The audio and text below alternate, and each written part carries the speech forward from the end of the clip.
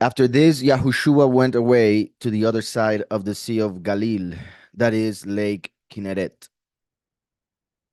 All right, so let me go to the concordance for a second. So we have here regarding the names Galil, which is a circle or a circuit. Let me put them right here on the screen. So we have that Galil, a circuit district.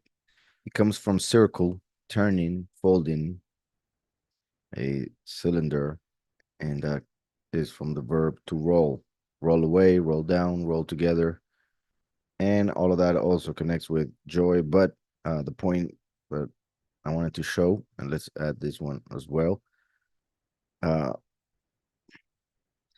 so it refers to a false Elohim, at least in as Tiberius. However, the name in Hebrew is the Kinneret, as we just saw here. As I always mention, when Galil appears, it represents history about to repeat itself, or in a way like saying that that which is being told by, in this case, Yahuhanan, will repeat prophetically. So just like I always say, what the first manifestation of Yahweh on this earth is Yahushua, um, what Yahushua manifested in the literal sense, the last will manifest it in the spiritual sense, and vice versa. So Galil references history repeating itself, as the book of um, Kohelet by Shlomo explains that everything that was will be, and that which will be already was, right? And there is nothing new under the sun. So just like the ministry of the two witnesses is 1,260 days, 260 days would be pretty much a circuit, right? A circle, just like the passing of time through the year, that of the sun, for instance. And remember that the last is the son of righteousness, Malachi 4:2.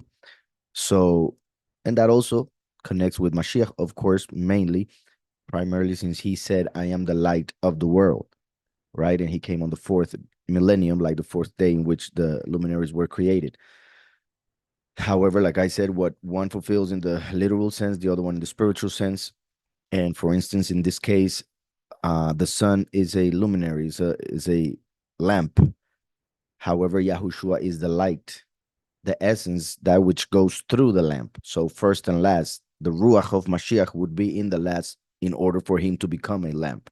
So the story would need to repeat itself, and that's what Galil represents. Other than that, look that it says after this. So by saying after this, pretty much saying after, obviously, well, in the historical sense, that after what was mentioned in the previous chapter, then this that is about to be said happened. In the spiritual sense, it is telling us to pretty much um, restart our interpretation, meaning what we interpreted from the previous chapter, that was a revelation, a prophecy, a teaching, and now we come to a new one, a different one. And like I always say, John wrote in the most profound level of interpretation that is sought, mystery. Uh, so in the literal sense, it refers to the coming of the first, but in the spiritual sense, it refers to the coming of the last. So the fact that it says after this can be interpreted as after Mashiach, Yahushua came the first time. Now we go to the second manifestation represented by what we are about to read. So that's why it says Yahushua went away to the other side, as in he came from the east and now he's coming from the west, as Yahweh prophesied in the writings of the prophets, right? That just like the sun that appears from the east and it shines to the west, like all the way to the west in the afternoon, the same way would be the manifestation of his prophecies and of his revelation to this world. So first in the east and then in the west. So Yahushua went away to the other side of the sea, right? The sea. And remember that there is a huge sea, an ocean between the east and the west. And Galil, like I said, represents the repeating of history, a circle. And just remember also that the earth is a circle according to Isaiah. So the sea of the circle, in a way, we can interpret here as in the sea, the oceans of the world. So obviously, in the literal sense, refers to what happened in Israel with the first manifestation, but spiritually, it is referring to the second manifestation coming on the other side of the world. So after this, Yahushua went away to the other side of the sea. Remember that's the sea in prophetical, um, well, in the prophetical sense, it represents the nations, right? The sea are the nations. So to the other side of the nations. Yahushua manifested in Israel, and now in the end times, he would manifest throughout the nations because the people were scattered. And Yahweh said that he would go and gather them.